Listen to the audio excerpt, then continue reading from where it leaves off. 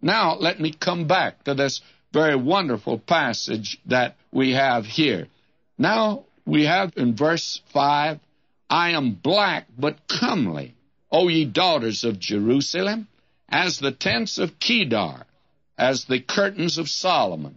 I'm told that the tents of Kedar were made of the skin of the black sheep, or the black goats. Now, in that land today, you see many of these nomads that have black tents. Now, what he's speaking of here is, we're not talking about a racial characteristic here at all. And I think we need to recognize that. The thought here is in verse 6, look not upon me because I'm black, because the sun hath looked upon me. My mother's children were angry with me.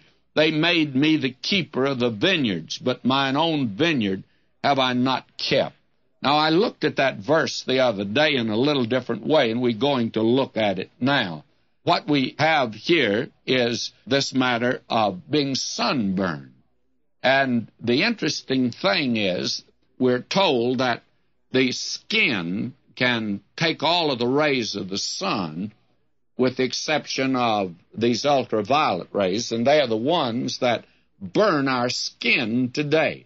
And sometimes those rays come through the clouds, and we are sunburned when we do not know it. I have a cancer condition, as many of you know, and my doctor, he warns me about this above everything else. Don't get in the sun. And even on a cloudy day, be very careful. Keep your head covered. Why? Because the skin can't take that kind of a ray. It will burn, and it will cause cancer. Now, a great many people think they can come into the holy presence of God. Well, you and I can't come in the holy presence of God unless we've got a covering. And that covering is the righteousness of Christ. And again, you hear of that covering that's mentioned in the Word of God. He's covered me with His wings. That's for protection. And even it's a protection from Himself. You and I need to be clothed in the righteousness of Christ. Now, this girl is Shulamite, servant girl. Her family were tenant farmers on one of the vineyards of Solomon. And we find that she's sunburned. And that is the picture that's given to us of her here. And it's not a question of a race here at all. And I know that there's some that make a great deal of that, but that is not it at all. Though she's sunburned, she speaks of the fact that though the sun has looked upon her, that she is black but beautiful. And black is beautiful, we've heard today, and it certainly can be. But the important thing is not the pigment of the skin. The thing is the condition of the heart.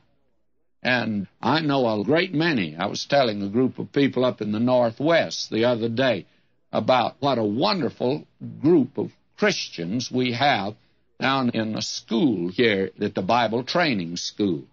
And I said, there's not a Christian group anywhere that I like to be with any more than that group. Wonderful Christians. And you know why? Their hearts are white. And I know a lot of folk that have got a white skin and the blackest heart that you've ever seen. And I don't care about being with them. I guess I am a little segregated. I want to be with God's children. And the picture here is the fact that she's sunburned. She's been outside. And her mother's children were angry with her. And they made her the keeper of the vineyards. But she says, mine own vineyard have I not kept. And this is a picture now of the bride's portrait of herself. Although she has a natural beauty, she has nothing that would commend her, because she says that she hasn't been able to take care of her own beauty, which actually means her own self. She hasn't been able to go to the beauty parlor and get her hair done up, however they do it. And she hasn't been able to get a facial. And she hasn't been able to get whatever it would take to make a woman beautiful. And that part has been left off because she's been made to work so hard. Now, man in the presence of God is not beautiful. If you think that sometimes that the reason God is interested in us is because we are such nice, sweet little children. You're wrong. We are ugly. Oh, are we ugly? And I want to tell you, we are sunburned. We are not attractive to Him at all. And yet, He sees us, and He says that He's going to make His bride beautiful. That is the very wonderful picture, you remember, that He gives. He says, husbands, love your wives, even as Christ loved the church, and He gave Himself for the church. Why? Well, in order that He might sanctify and cleanse it with the washing of water by the Word. He's going to take us to the beauty parlor, and some of us need it, that He might present it to Himself a glorious church, not having spot or wrinkle or any such thing, but that it should be holy and without blemish.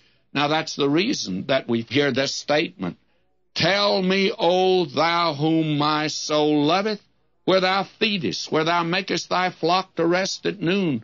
For why should I be as one that turneth aside by the flocks of thy companions? Now, this is this Shulamite speaking to the shepherd that she's just met. And he says now, if thou know not, O thou fairest among women. She says, I'm sunburned, and I haven't been able to go to the beauty parlor. But he says, you're beautiful. Why? Because He's redeemed us. He's paid a price for us. Go thy way forth by the footsteps of the flock, and feed thy kids beside the shepherd's tents. And he tells her now that she's to be busy. She's not just to be like those women at court that do nothing, that stay out of the sun. The bride today, the church, should be busy out yonder giving out the Word of God. Oh, what a picture we have here in these lovely verses that can be misconstrued.